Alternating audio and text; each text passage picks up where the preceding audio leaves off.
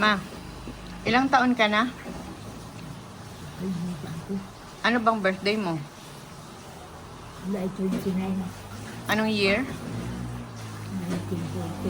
1940. Oh, 1940.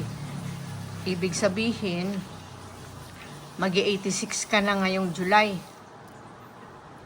Mag-86 ka na.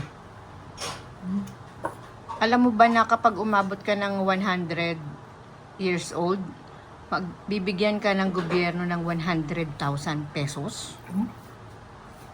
Oo. Ay, di malapit na akong bigyan niya. Aabutin natin yun? Yung 100 years old? O di ibig sabihin, kung 86 ka na, ibig sabihin 14 years. 14 years pa para makakuha ka ng 100,000 pesos. Matagal. Ha? Matagal. Kaya? Kaya na? Kayanin. Kakayanin? Adya!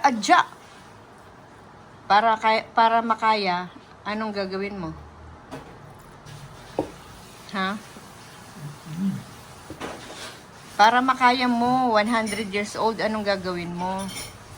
Di ano, Mag ano? Ha? Ay, ano ba yan? 100 years old. Para umabot ka ng 100 years old, anong gagawin mo? Si Lola nga 103, diba? Si Mama? Oo. Oh. Ikaw, 86 ka na ngayong taon. 14 years na lang. Oh.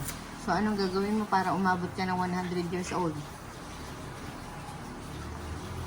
Ha?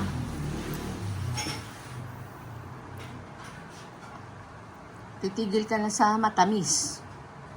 Bakit?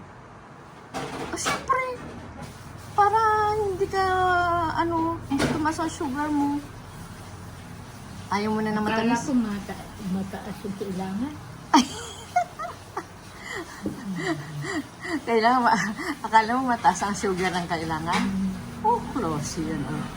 O di, hindi ka na magmamatamis. Bawal na ang chocolate. Ha? Bawal? Ayaw mo? Bakit kasi sarap na sarap ka sa chocolate? Eh, masarap naman talaga. Tingnan mo, nagka-diabetes ka tuloy. Ha? Hindi na ako kakain. Ng chocolate? O sige, mag-promise ka, dali. Hindi na nga ako kakain. Promise ka mo, ganun. Promise, Lord. Ano? Ano nga? Na hindi na ako kakain. Kumpletuhin mo naman. Ano? Promise, Lord. Promise, Lord, hindi na ako kakain ng... Ano ba yun? Chocolate. Chocolate? Puro gulay na lang, ganon. Yes. Yes! Puro gulay. Puro gulay.